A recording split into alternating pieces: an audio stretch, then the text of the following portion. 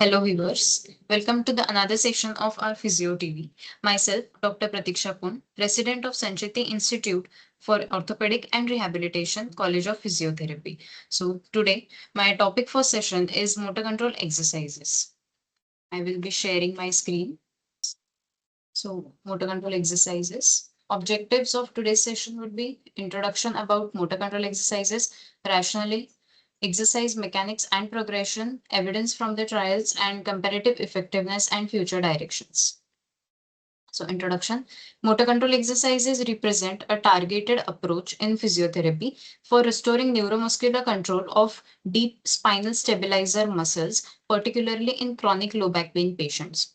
So, these exercises will prioritize retraining the transverse abdominis and lumbar multifidus muscles to enhance intersegmental stability without overloading the spine.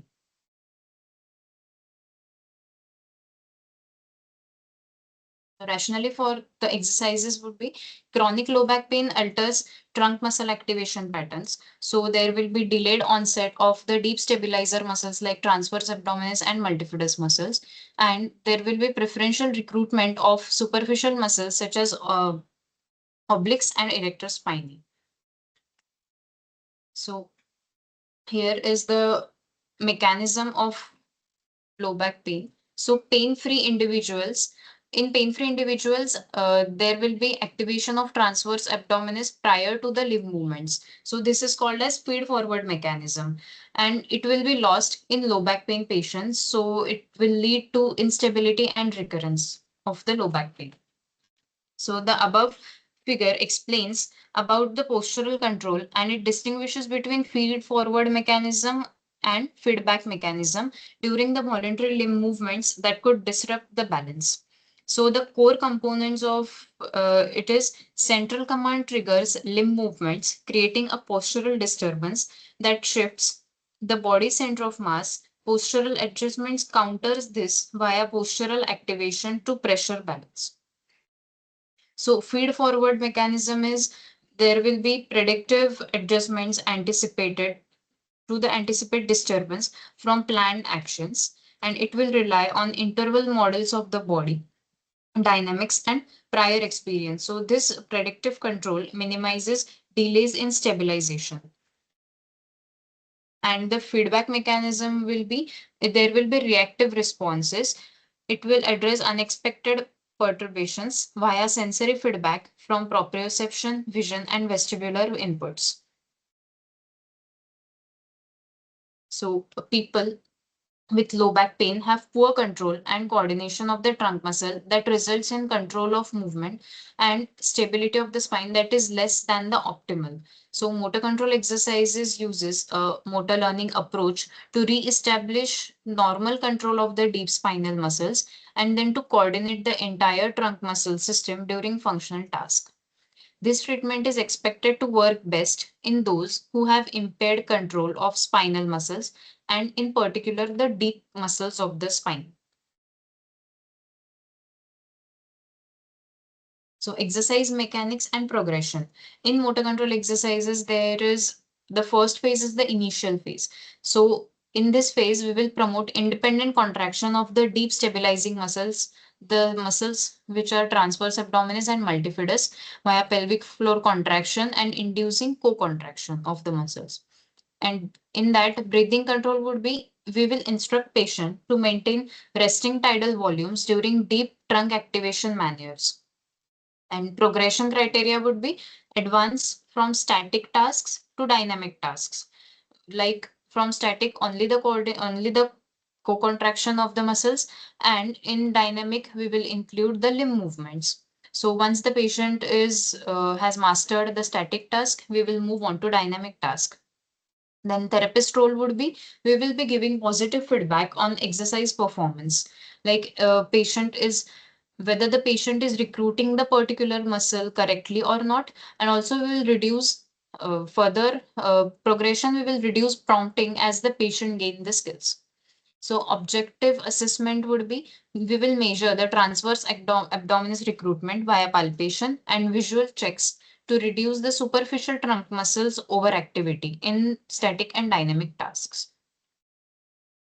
So beginning in the low load positions, we will begin from low load positions like in supine, then 4-point kneeling, then sitting, and then standing to isolate the deep muscles isometrically.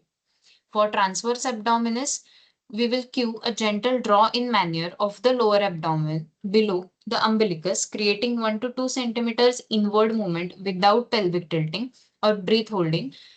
We will hold the contraction of the muscle for 10 seconds for 10 repetitions. And then we will progress by increasing the whole duration, also increasing the repetitions and also adding the contralateral limb lifts. Like for example, in quadruped position, we will extend the leg or we will give a reach out from the hand. Then bilateral challenges and finally functional tasks like squatting while maintaining the control and typically over 4 to 8 weeks. 2 sessions weekly and 30 minutes each session. Then activation protocol for transverse abdominis muscle would be first, there are 7 levels. So in level 1, abdominal bracing in supine position. And the progression criteria will be 30 repetitions with 8 seconds hold.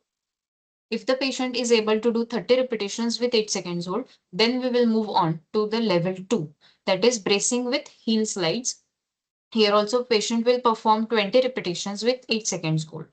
Then after patient has achieved these repetitions and patient is able to maintain that much contraction with that particular seconds, then we will progress to level 3, that is bracing with leg lifts.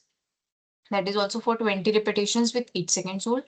Then level 4 will be bracing with bridging, which is 30 repetitions with 8 seconds hold. Then progress to single leg bridging with 20 repetitions, 8 seconds hold. Level 5 is bracing with standing, so 30 repetitions with 8 seconds hold.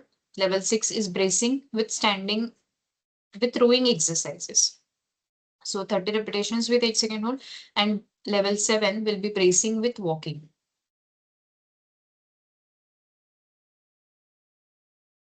So this is the activation protocol for erector spinae and multifidus muscle.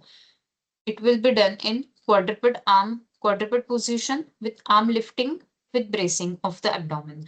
So it will be 20 repetitions for 8 seconds of hold on each arm. Quadruped leg lift with bracing. 20 repetitions, 8 seconds hold on each arm. And then quadruped arm and leg lift with bracing. 20 repetitions for 8 seconds of hold on each arm. So activation protocol for quadratus lumborum and oblique abdominal muscles. So this is side support with knee flexed, 20 repetitions of 8 seconds of hold of on each arm, and side support with knee extended, 20 repetitions for 8 seconds of hold on each arm.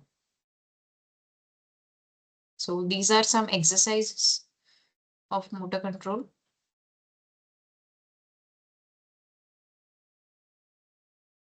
So evidence from key trials. So this is one of the studies. The effect of motor control exercise versus general exercise on lumbar local stabilizing muscle thickness. It is a randomized control trial in patients with chronic low back pain. So the aim of the study was to compare the effect of motor control exercise versus general exercises on transverse abdominis muscle and lumbar multifidus muscle on pain and activity limitations in patients with chronic low back pain. So the objectives of the study were to evaluate the changes in transverse abdominis and lumbar multifidus muscle thickness using ultrasound. Then to assess the changes in pain intensity using VAS and to assess the changes in activity limitation using back performance scale. So there was within group, there was significant increase in transverse abdominis and lumbar multifidus muscle thickness. There was significant reduction in pain and activity limitation. And between group, there were no significant difference in post-treatment in muscle thickness or activity limitation, but there was significant pain reduction in motor control exercises. So motor control exercises are superior in reducing pain and improving deep muscle activation.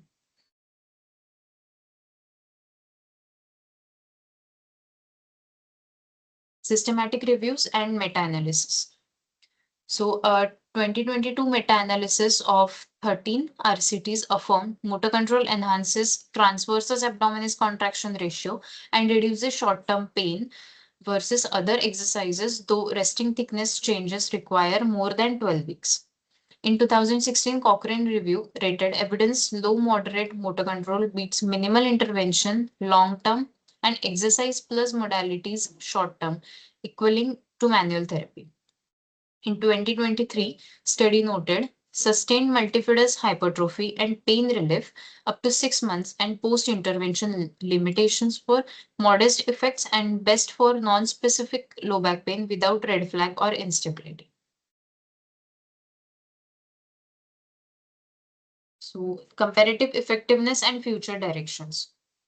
So compared to motor control exercises and general exercises, motor control exercises offers marginal edges in pain and deep muscles metrics, but similar disability reductions, suggestive hybrid programs for efficiency.